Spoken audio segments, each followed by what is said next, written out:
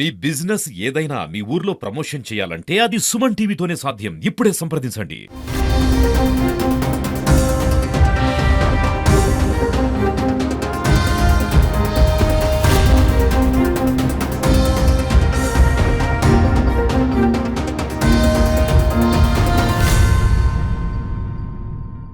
పరకామణి కేసులో సిఐడి విచారణకు మాజీ టీటీడీ చైర్మన్ భూమన కరుణాకర్ రెడ్డితో పాటు బోర్డు సభ్యులుగా ఉన్నటువంటి పోకల అశోక్ కుమార్ ఇవాళ హాజరయ్యారు. ఇవాళ ఉదయం కరుణాకర్ రెడ్డికి సిఐడి అధికారులు నోటీసులు ఇచ్చి విచారణకి రావాలని పిలిచారు. కాబట్టి కరుణాకర్ రెడ్డితో పాటు బోర్డు సభ్యులుగా ఉన్నటువంటి పోకల అశోక్ కుమార్ ఇద్దరు కూడా హాజరయ్యారు. కాకపోతే కరుణాకర్ రెడ్డిని పలు ప్రశ్నలు సంధించినట్టయితే తెలుస్తోంది. అప్పుడు రవికుమార్ ఆస్తులకి సంబంధించి కావచ్చు, లేకపోతే ఈ కేసు రాజీకి సంబంధించి మీరు బోర్డు చైర్మన్గా ఉన్నారు కదా, సో ఆ సమయంలో ఎలాంటి నిర్ణయాలు తీసుకున్నారు, బోర్డులో పెట్టి దాన్ని తీర్మానించేటప్పుడు మీరు ఏ నిర్ణయం తీసుకున్నారనే దానిపైన కూడా కరుణాకర్ రెడ్డిని ప్రశ్నలు అడిగినట్టయితే తెలుస్తోంది. దాంతోపాటు కూడా ఇటీవల సతీష్ కుమార్ అనుమానాస్పద మృతి పైన ఆయన చనిపోయినటువంటి కొన్ని గంటల్లోనే అది ఆత్మహత్యగా కరుణాకర్ రెడ్డి మీడియా సమావేశం పెట్టి చెప్పారు. సో దానిపైన ఎలా చెప్పారనే విషయాలపైన సిఐడి అధికారులు కరుణాకర్ రెడ్డిని ప్రశ్నించినట్టయితే తెలుస్తుంది. కేవలం దాదాపు 25 నిమిషాల పాటు విచారణ జరిగింది. ఆ తర్వాత కరుణాకర్ రెడ్డి తిరిగి వెళ్ళిపోయినటువంటి పరిస్థితి. అదే తరహాలోనే అప్పుడు బోర్డు సభ్యులుగా ఉన్నటువంటి పోకల అశోక్ కుమార్ని కూడా పిలిచారు. ఆయన కూడా దాదాపు 20-25 నిమిషాల పాటే సిఐడి విచారించి ఆ తిరిగి పంపించేసినటువంటి పరిస్థితి. సో ఈ కేసులో ఏదైతే రవికుమార్ దగ్గర రాజీ చేయాల్సినటువంటి అంశాలపైనే, ముఖ్యంగా లోక్ అదాలత్లో కేసు కొట్టించడానికి బోర్డు తీర్మానం ఎలా చేసింది, ఎజెండాలో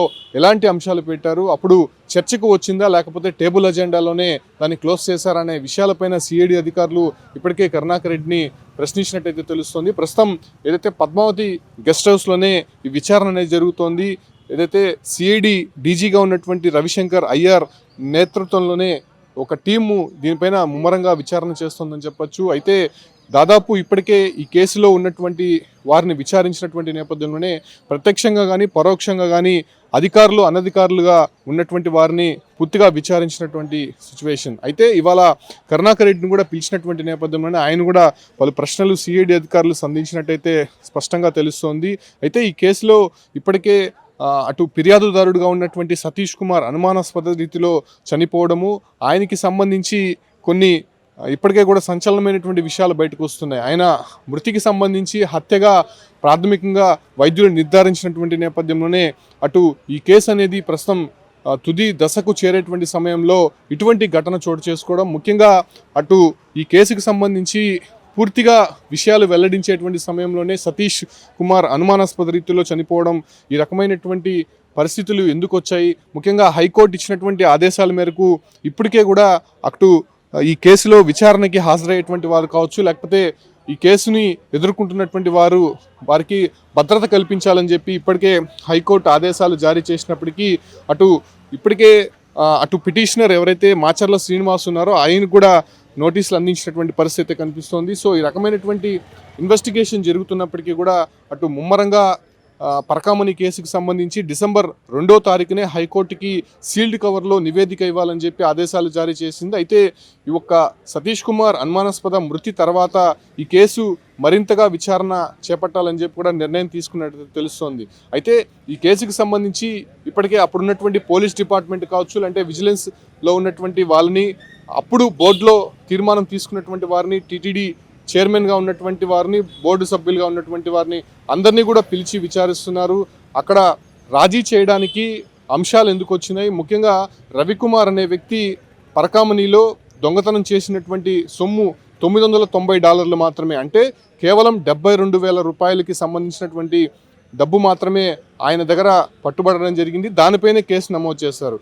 అయితే దాదాపు 14,57,00,000కి సంబంధించినటువంటి ఆస్తులు ఆయనకి టీటీడీకి గిఫ్ట్ కింద ఎందుకు దానదత్తం చేశారు, సో ఆ ఒక వ్యవహారం ఎందుకు జరిగింది, ఆయన దగ్గర పట్టుబడినటువంటి సొమ్ము 72,000 అయితే అంత సొమ్ము ఎందుకు టీటీడీకి గిఫ్ట్ రూపంలో ఇచ్చారనే దానిపైన కూడా సిఐడి అధికారులు పలు ప్రశ్నలు వచ్చేటువంటి విచారణకి హాజరయ్యేటువంటి వారిని అడిగినట్టయితే తెలుస్తుంది.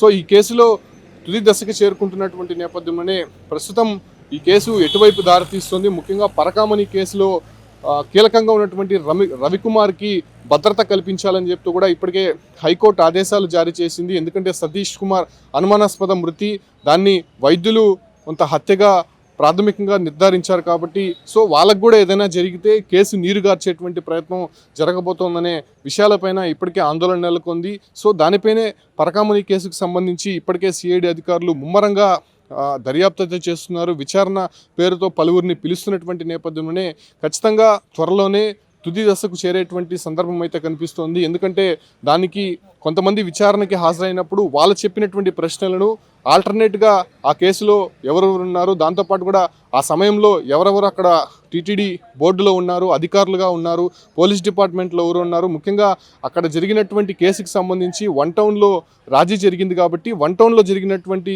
రాజీకి సంబంధించినటువంటి డాక్యుమెంట్స్ మొత్తం కూడా ఇప్పటికే సిఐడి అధికారులు స్వాధీనం చేసుకున్నారు కాబట్టి దానిపైన కూడా విచారణ జరుగుతోంది. అప్పుడు జరిగినటువంటి ఈ కేసుకి సంబంధించి ఇంకా విచారణ ఎప్పుడు క్లోజ్ అవబోతుంది, ముఖ్యంగా హైకోర్టుకి ఎలాంటి నివేదిక ఇవ్వబోతున్నారో చూడాల్సి ఉంది. ఇవాళ జరిగినటువంటి మాజీ టీటీడీ చైర్మన్ భూమన కరుణాకర్ రెడ్డి విచారణలో ఎలాంటి విషయాలు వెల్లడించారనే దానిపైన కూడా ఇప్పటికే సందిగ్ధం నెలకొంది. కాకపోతే ఆయన చేసినటువంటి వ్యాఖ్యలు కావచ్చు, ఆయన బోర్డులో ఉన్నటువంటి తీసుకున్నటువంటి నిర్ణయాలు కావచ్చు, వీటన్నిటినీ కూడా టేబుల్ ఎజెండాలో చేశారా, చర్చించారా అనే విషయాలపైన ముఖ్యంగా ప్రశ్నలు సంధించినట్టయితే తెలుస్తుంది. ఈ విషయం పైన సిఐడి కావచ్చు, లేకపోతే ఇక్కడ ఉన్నటువంటి అధికారులంతా కూడా ముమ్మరంగా దర్యాప్తు జరుగుతోంది కాబట్టి అతి త్వరలోనే పరకామణి కేసుకి సంబంధించి ఒక తుది నివేదిక హైకోర్టుకి సమర్పించే అవకాశం అయితే కనిపిస్తోంది. ఇక సతీష్ కుమార్ మృతి పైన ఇప్పటికే పలు అనుమానాలు రేకెత్తిస్తున్నాయి కాబట్టి దాన్ని కూడా పోలీస్ బృందాలు అక్కడ విచారణ చేపడుతోంది. ఖచ్చితంగా సతీష్ కుమార్ది హత్య అని చెప్పి అటు ప్రభుత్వం ప్రాథమికంగా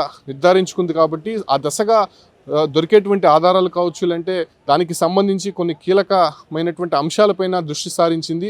ఈ కేసుకు సంబంధించి ఇప్పటికే దర్యాప్తు అనేది తిరుపతి పద్మావతి గెస్ట్ హౌస్లో ముమ్మరంగా జరుగుతోంది కాబట్టి విచారణ పేరుతో వీళ్ళందరినీ కూడా సిఐడి అధికారులు ఈ యొక్క పద్మావతి గెస్ట్ హౌస్కి పిలిపించి విచారిస్తున్నటువంటి పరిస్థితి తిరుపతిలో కనిపిస్తుంది.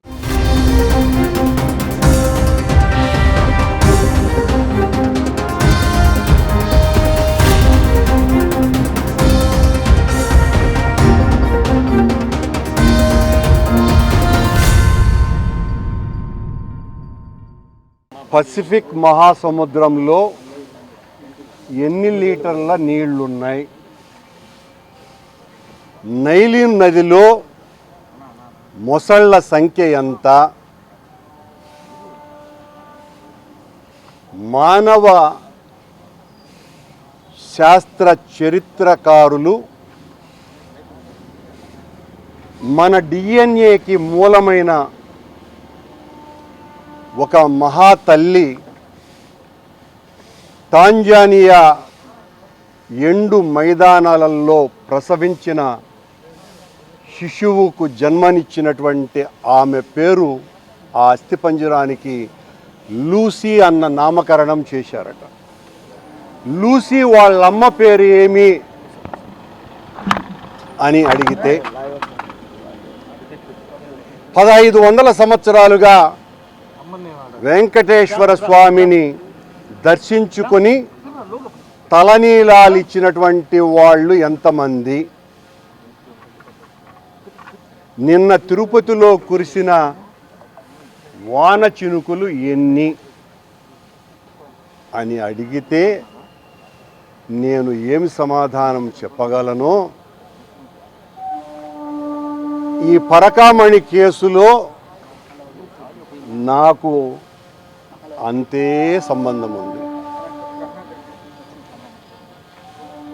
డీజీ గారు నన్ను ప్రశ్నలు అడిగినారు, నేను వారికి సమాధానం ఇచ్చినాను.